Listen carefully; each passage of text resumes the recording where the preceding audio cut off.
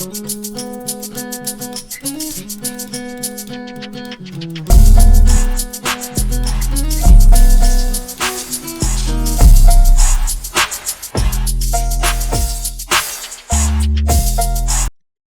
y'all already know, back at it again with another reaction, another video. Not really a reaction. I guess you could say I'm reacting to something, but I'm really just on some chill shit today. First live stream, for real, like streamer type shit. With 1,000 subs. I don't know if y'all want it on YouTube or do y'all want it on Twitch. Twitch is down below in the description. But y'all let me know. But until then, we just gonna do it this way. Pre-recorded streams, you know what I'm saying? Just vibing. Watching some shit. We got a little Durk in the building, you know what I'm saying? He be going through some crazy shit. Y'all know I don't be keeping up with all that, so I'm here to get informed today. I'm here to learn.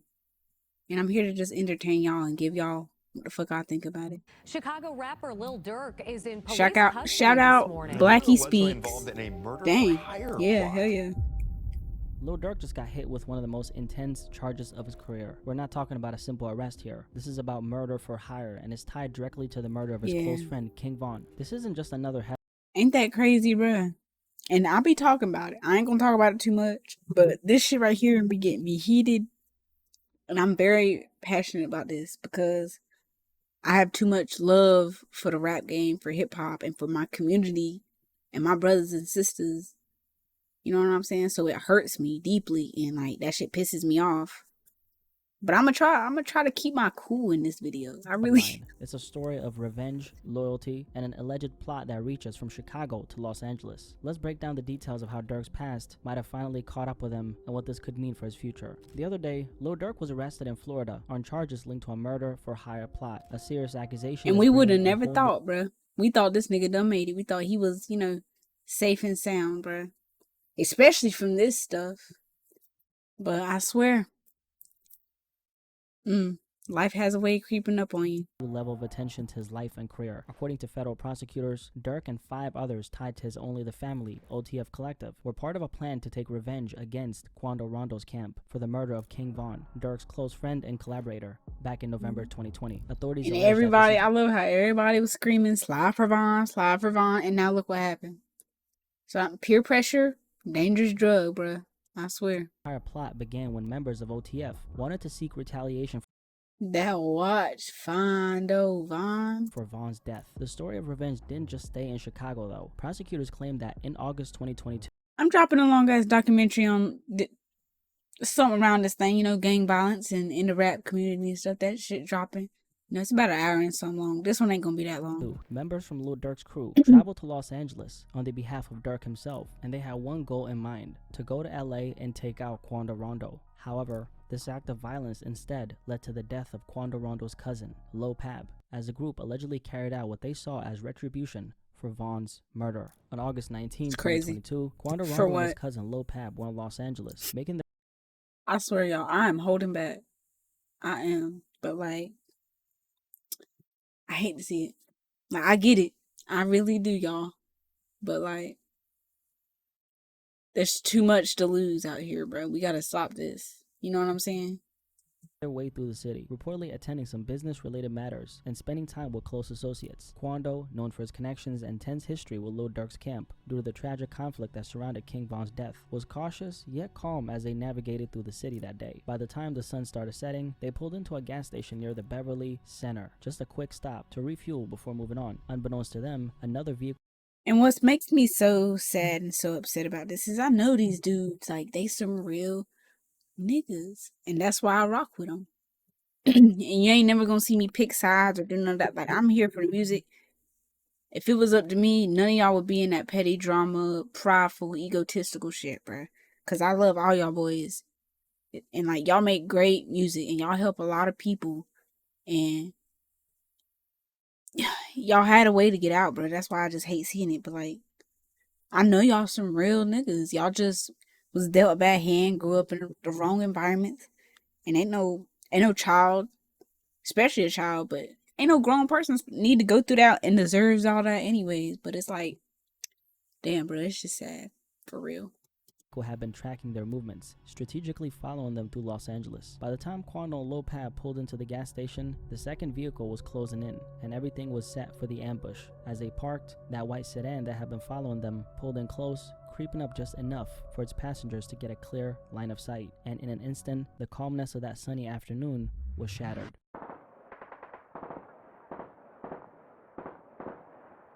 Right now, the search is on for 3 people who police say shot at a Savannah rapper, killing a member of his entourage. It happened in Los Angeles, and cameras captured the aftermath. As shots Yeah, rang that's out and the chaos crazy erupted, part. the black SUV became Literally, the whole thing was caught on camera. Niggas don't give a fuck. the center of a tragic, gut-wrenching scene. The air was filled with panic, and within moments, it was clear the ambush had left someone critically hurt. Quando Rondo's cousin, Lil Pab, was hit, but the full weight of what had just happened didn't hit Quando until later on. Caught on camera, Dang. the haunting audio of Quando's screams went viral in the hours that followed. His voice is filled with absolute devastation, Durk put it in a echoing song, through didn't the he? chaotic scene as he realizes his I cousin think I remember wasn't that. gonna make it. The ending of a shooting that started in Los Angeles, California. Sheriff's deputies pulling out a man who had been shot in an SUV. For Quando, this wasn't just a loss, it was a moment of public grief, a rare glimpse into the pain that artists like himself carry behind the scenes. It's that scream, For filled real. with shock, disbelief, and grief. That's what I'm saying, bro. These same fans that's yelling Slide for Vaughn and enticing this violence, bro, they don't understand. It is pure entertainment to these niggas, bro. And especially, like, y'all don't want me to get into it, but I'm about to, like, these labels and these people, like, they don't want to see us happy, and they don't want to see us on top, and they don't want to see us succeed in life, bro. They want this. They want us to be violent, and they want us to keep being crash outs and keep freaking being just acting dumb, bro. I swear, that's what it is. It's just ignorance. And it's crazy. Like, that's what they want, bro. But they don't understand the shit behind it. Cause they've never been in them shoes before. So you gotta stop letting these people out here entice you into dumb stuff. Cause they don't understand. Who cares what they think and what their opinions are and their views? You know what's up. And you gotta hold it down for your side.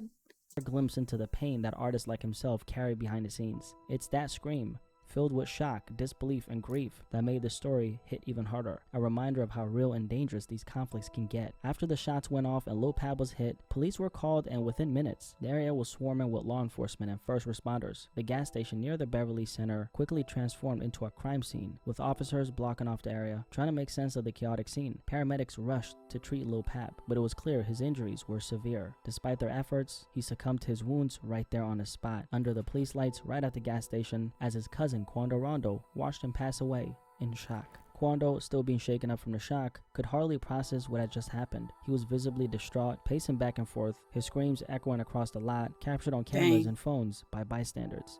Like, imagine what's going through this dude's head right now, bro. I couldn't imagine.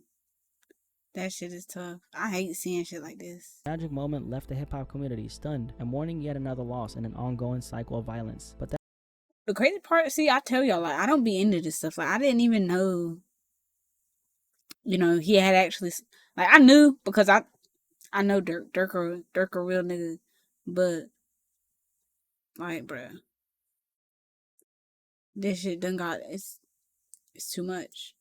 that night was only the beginning. Law enforcement would dig deeper into the case, linking it to a broader network of rivalries and conflicts. And now with the federal indictment connecting Lil Pab's death to an alleged murder-for-hire plot involving Lil Durk's OTF crew, this tragic story has taken on even darker layers. According to prosecutors, Lil Durk is the man behind what they're calling a calculated murder-for-hire plot, allegedly orchestrated as revenge for the death of his close friend, King Von. They claim that Lil Durk, along with several members of his OTF collective, conspired to take down Quando Rondo or someone close to him as payback for Von's tragic loss in 2020. This isn't just a simple feud. They're painting it as an organized, deliberate plan fueled by loyalty, revenge, and a desire to avenge Von's legacy. Prosecutors allege that Durk's crew wasn't just acting out of anger. They were reportedly promised rewards for their loyalty.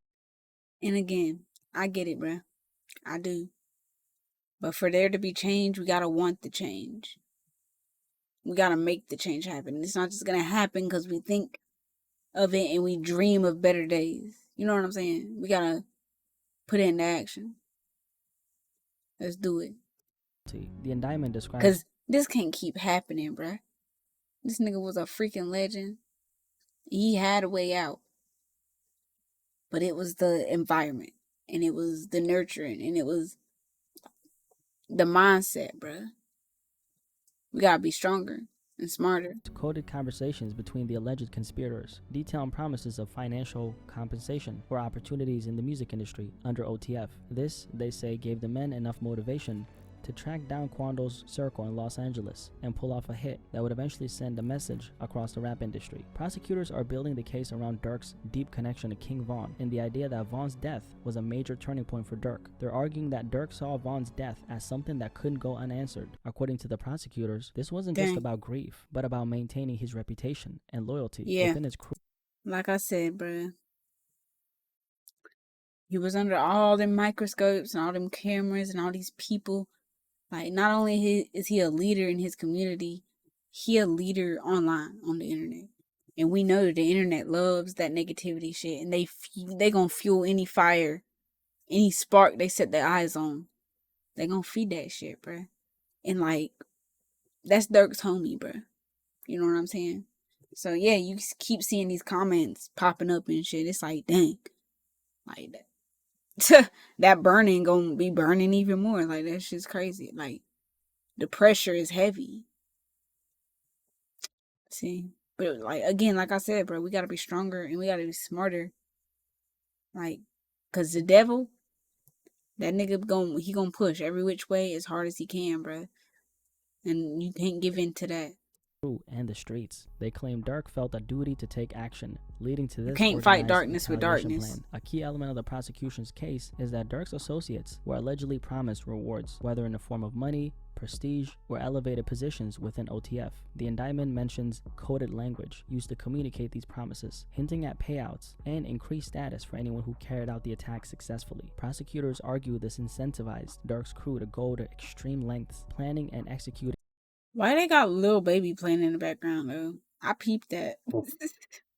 An ambush with the expectation that their loyalty would eventually pay off. The prosecution alleges that the attack wasn't spontaneous. It was a result of deliberate planning. Members of OTF are accused of traveling from Chicago to Los Angeles with a mission, which was following Quando Rondo's movements and waiting for the right moment to strike. The hit itself, they claim, was executed in a way that aligns with. I was finna say something so out of pocket, but I'm not, because I can't be myself like that, bro. The classic murder for hire operation, with members tracking Rondo's SUV, waiting for him and his crew to be in a vulnerable position before launching the attack. Court documents reveal that after the incident, the OTF members stopped at an In-N-Out where they discussed payments with one of the top OTF associates before heading back to San Diego to catch flights back home. Records show that there was a payment exchange that happened as a reward for the murder. Now, the most important part in all this is that they're saying that Lil Durk is the mastermind behind everything. He was the one who provided funds for flights, ensuring his associates could travel from Chicago to Los Angeles. That's what I want to know. Who snitched? Durk allegedly arranged for OTF members to make this trip, so they were operating based on what he told them to do as the head honcho. Durk's top associate, Keon Grant, reportedly coordinated logistics on the ground, but Durk is said to have provided the financial resources and guidance needed for the ambush. Keon Grant arranged hotel accommodations, bought ski masks to conceal identities, and I do gotta say, bro, OTF, like, that camp tough, bro. Like, a lot of them same niggas that you see in them videos, bro, back in the day was stepping and repping way before the money. They seen the money way before they seen the cameras. And I rock with that. That's why, like, you know, out of all these labels, you know what I'm saying? Like, OTF definitely was a family, which is what they call each other, because they was, like, super loyal to each other. They stuck together. They built each other up. But, like, any great empire, bro, there's always that one nigga. He just want to see it crumble. Just because, like, he jealous. He mad. I know. It's been years since Von died, bruh. And ain't nobody.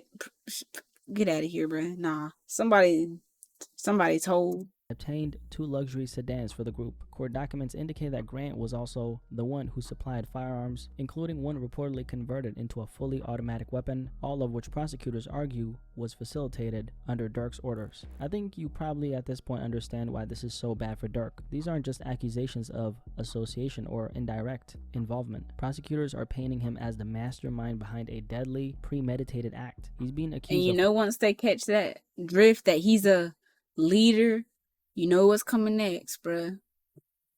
You know what's coming next. They trying to get this man out of here. Financially and logistically supporting a murder-for-hire scheme that targeted a rival, going as far as to cover travel costs, conceal identities, and provide weapons for the attack. This is some serious stuff right here. And if the court accepts this narrative, it elevates his role in the case to the one who's going to carry the full responsibility for organizing a violent conspiracy with potential penalties, including life in prison or even death penalty, if the court finds sufficient evidence of intent. Moreover, the case... What I just say, bruh? I said once they label him a leader, you already know. Life or death penalty, they trying to get boy out of here. I just said that shit. It's crazy. Case is built around digital communications. What they doing is they trying to set examples. But like they doing shit the wrong way anyways. Like it's all rigged, it's all fake, it's all fucked. So it's like you're not really teaching nothing. Flight records, and surveillance footage, evidence types that can be compelling in court. Prosecutors are likely betting that one of Durk's associates could flip, testifying to strengthen their case even more. If any of the co-conspirators cooperate with authorities, it could seal the case against them, making the charges even harder to fight. Now, one of the things that's a little bit ironic about this entire situation is the fact that for the past 2 years, Lil Durk has publicly been working on cleaning up his image. After years of being tied to the street life, he's tried to turn over a new leaf. For anyone who doesn't know, Lil Durk has not only embraced Islam. Then I was just finna say that he became a Muslim and all kinds of but stuff. Even went as far as converting, changing his name to Mustafa Abdul Malik. So he's definitely been on a journey of rebranding himself. But it's like you can do all the image, you can do all the changing on the outside, but what's going on the inside, my nigga? That's what matters. That's why you need to get out the limelight. You get to yourself, get away from all your niggas. Because they obviously not pointing you in the right direction no way. And just, do you, bruh. Like you said, rebrand yourself, my nigga. On top of this, he's done community service and launched the Neighborhood Heroes Foundation. I seen that and I love that. That's why I rock with Durk. Like, I've never been a super fan of, like, Durk's music and stuff. But I can tell he a real nigga just based off how the industry treats him. How his community treats him and how he treats his community. Like, that shit's beautiful. To support underprivileged youth. And this shift didn't go unnoticed. He was even awarded an honorary key to the city in his hometown suburb of Broadway, Illinois. Durk Banks, or Lil Durk, was honored and celebrated last week with keys to the villages of Bellwood and Broadview. And so on behalf of the village of Broadview, we are honored to present this key to the city to Durk Banks Neighborhood Heroes. And this was literally last week. Local leaders praised his efforts to give back and promote positive change, holding him up as an example of redemption. Fun fact, they ended up revoking the key after this indictment. That's crazy. Lil Durk a few weeks ago also announced that his criminal record was recently wiped clean. Now, could all this be a defensive move on his end? Because when someone is involved in something like this, especially someone with Lil Durk's influence and public presence, it's important to consider how them reshaping their image can help them if legal trouble. And Durk a smart nigga. He really is. He's one of, like, you can tell he grew up around it and he knows what he's doing. He know what he's talking about. But why, bruh? Why, my nigga? You slipped. It's crazy. But you was smart. Y'all always, like I said, OTF. Y'all are solidified. Like, y'all solidified, bruh. Y'all be moving the right way. Y'all do business the right way. Y'all loyal the right way. But it's like, come on, bruh. It's crazy. Troubles come their way. And like every time, they need one little slip up. And boy, they coming with everything they have. Durk's public shift to a more positive, community-focused persona, receiving the key to the city, doing charity work, and his spiritual growth all adds layers to his defense if anything would happen. And it's wrong. It is, because like everybody makes mistakes, but when you held to this degree of freaking respect, you got fame, and you know how this shit go. You know what I'm saying? And you still doing the same shit. Like you ain't showing your self-respect. You ain't showing your people love and respect. Cause like you doing all this stuff that's finna get you in trouble, bruh. Your people don't need you in trouble. Your people need you free. You know what I'm saying? You gotta think about that shit. Happen. Like in his case, it sends a message that he's moving away from his past, showing the authorities that he's more serious about changing and leaving his past behind. And maybe for Lil Durk, it wasn't so much about completely avoiding any legal troubles, but maybe he did all this as a way to soften the blow of whatever he did. That's of course me just speculating, but thinking about it logically, it does make sense. Because best believe someone with Lil Durk's status understands the power of, like I said, Durk a smart nigga, so I won't put it past him. Of public opinion and how it can sway narratives. By portraying himself as a reformed individual, he builds a layer of protection, influencing how people view him and possibly impacting how authorities handle him. The question still remains. True. And I mean, the proof is in the pudding, so they really can't. It ain't something that they can deny, cause it was caught on camera, nigga. All of it's documented. That's what one thing these influencers and stuff, they do have like proof. Like if they moving in the right direction, we gonna see it. They gonna parade it. You know what I'm saying? So, whether this rebranding was a genuine evolution or a strategic buffer given his history. Personally, I don't think this is going to end too well for him. If they actually have recordings or solid evidence of Durk orchestrating a murder, the defense options are limited. When it comes to cases involving premeditated murder, especially with the added weight of conspiracy or organized crime, the sentencing gets really serious. People facing charges like this typically don't get lenient treatment. The legal system often comes down hard, and with someone of his profile, like I said, it's the profile, and they hate us, nigga. They do. So yeah, they throwing the book. They nailing us to the cross every little chance they get. That's why you can't slip up. Like we done did all that already. Stop. Once you start getting money, once you can get you a house, stop. You ain't gotta do none of that dumb shit no more. Stop it. Cause they waiting. They need one slip up, one mistake. So it's like, don't even put yourself in situations where you can make mistakes. Or at least make the right mistakes. And not dumb ones. Authorities will likely pursue the maximum just to make an example out of him. Durk might be looking at significant time unless his legal team finds a way to poke holes in the prosecution's evidence or challenges the credibility of any witnesses against him. And in high-profile cases like this, even if they don't have direct evidence, the cumulative weight of circumstantial and digital proof can still lead to heavy consequences. Overall, it's really sad to see millionaire rappers still getting involved in situations like this. With the opportunities and success someone like Lil Durk has achieved, you'd think he'd be able to fully separate himself from that lifestyle. But as you guys can see, even with fame, money, and all the chances, it ain't something money can buy, bruh. That's really just the gist of it. Like, money can't buy a new mindset. Money can't buy a new past. Niggas get money and think that's just gonna change their whole life. Like, no, bro, you gotta change your life. But it's like, I don't know, maybe they'll grasp it eventually. But I hope y'all enjoyed the vid. If you did, give it a like, subscribe for more. Appreciate all the love and support, and I'll see y'all in the next one.